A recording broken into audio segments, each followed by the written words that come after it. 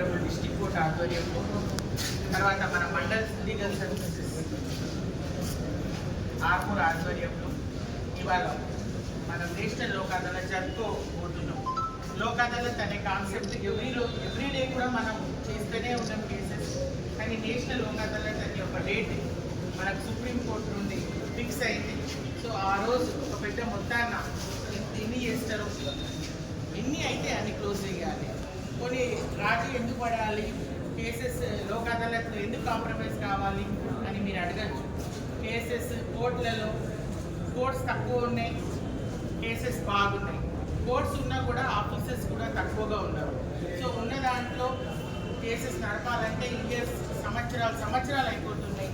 So అందుకే ఏ compoundable cases, civil అంటే భూమిల తగాదాల కేసెస్ అట్లాంటివి ఉన్నప్పుడు మీరు కోర్టులలో వచ్చి మీ అదర్ సైడ్ ఎవరున్నారో విక్టిమ్ కానీ కంప్లైంట్ కానీ మేము కాంప్రమైజ్ అయిపోయాము అని చెప్తే ఆ కేసు అప్పటికప్పుడు ఖతం అయిపోతుంది.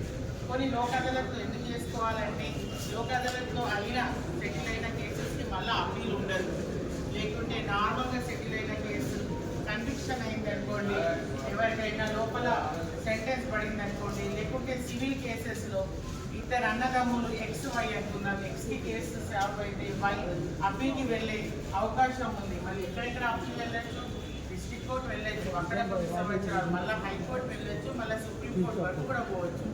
సో ఒక్కొక్కసారి మాత్రం కేసెస్ 60, 40, 50, 60 సంవత్సరాలు కూడా నడుస్తూ ఉంటే మనం కాదు మన పిల్లల వరకు కూడా అది ఫలం అప్పుడు వాళ్ళు తింటున్న కేసెస్ కూడా మేము చూస్తూనే ఉన్నాం. సో అట్లాంటప్పుడు మనము ఒక అవకాశం మనకు పెద్ద కోర్సు మనకు ఇచ్చినప్పుడు, మన లా ఇచ్చినప్పుడు మనం ఎందుకు సద్వినియోగం చేసుకోవద్దు.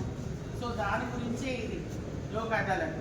అట్లే ప్రీ లిటిగేషన్ కేసెస్ అని పెట్టుకొని మేము బ్యాంక్ మ్యాటర్స్ ఏమైనా ఉంటే బ్యాంక్లో మీరు అప్పులు ఏమైనా తీసుకొని ఉంటే వాళ్ళకు కూడా వాళ్ళ హయ్యర్ అథారిటీస్ ఇచ్చిన ఇన్స్ట్రక్షన్స్ ప్రకారం వాళ్ళు చాలా మట్టుకు తగ్గిస్తున్నారు. ఎంత ఉందో దానికన్నా అస్సలు ప్రిన్సిపల్ అమౌంట్లో కూడా తగ్గించి ఖతం చేసిన కేసెస్ ఎస్బీఐకి ఆ ఘనత అంటే మా ఆర్మూర్లో అయితే నేను చూస్తూనే ఉన్నాను.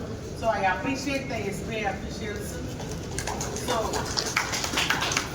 అట్లే వేరే బ్యాంక్ వాళ్ళు కూడా వాళ్ళకు కొంచెం వాళ్ళతో ఇన్స్పైర్ అయ్యి వేరే బ్యాంక్స్ కూడా నేను చెప్తూనే ఉంటాం మా మీటింగ్స్లో కూడా అక్కడ. సో వేరే బ్యాంక్స్ కూడా ముందుకు వచ్చి, ఎందుకంటే కోవిడ్ తర్వాత మనుషులు కొంచెం కష్టంలో ఉన్నారు. మళ్ళీ ప్రతిసారి అగ్రికల్చర్ ప్రొడ్యూస్ వచ్చే ముందే మరి దేవుడికి ఏమున్నదో మరి వర్షాలు వచ్చి అట్లా ఖరాబ్ అయినా ఉంది. సో మనుషులు పరేషాన్ ఉన్నారు. పైసలు ఉన్న తర్వాత ఎవరైనా అప్పు కట్టకుండా ఉండకపోవచ్చు, ఎవరో ఒకరు ఇద్దరు ఉండొచ్చు. కానీ జనరల్గా సమాజంలో ఉన్నప్పుడు అప్పులు ఉన్నప్పుడు ఫస్ట్ కొంచెం తక్కువ తిన్నా అప్పు ఖతం చేద్దామని అనుకునే వాళ్ళే చాలామంది ఉంటారు. సో బ్యాంకర్స్తో నా రిక్వెస్ట్ అనుకోండి, నా విజ్ఞప్తి అనుకోండి, అడ్వైస్ అనుకోండి, ఎంతవరకు అయితే అంతవరకు తగ్గించి వాళ్ళకు లోన్స్ ఏమైనా ఉంటే ఖతం చేసేస్తే వాళ్ళ అకౌంట్స్ ఎన్పీ కాకుండా, ఎన్పీ ఒక్కసారి మీ అకౌంట్ అయిపోయిందంటే మళ్ళీ మీకు లోన్స్ వచ్చే అవకాశాలు చాలా తక్కువ, జీరోనే సార్, జీరో ఉంటుంది.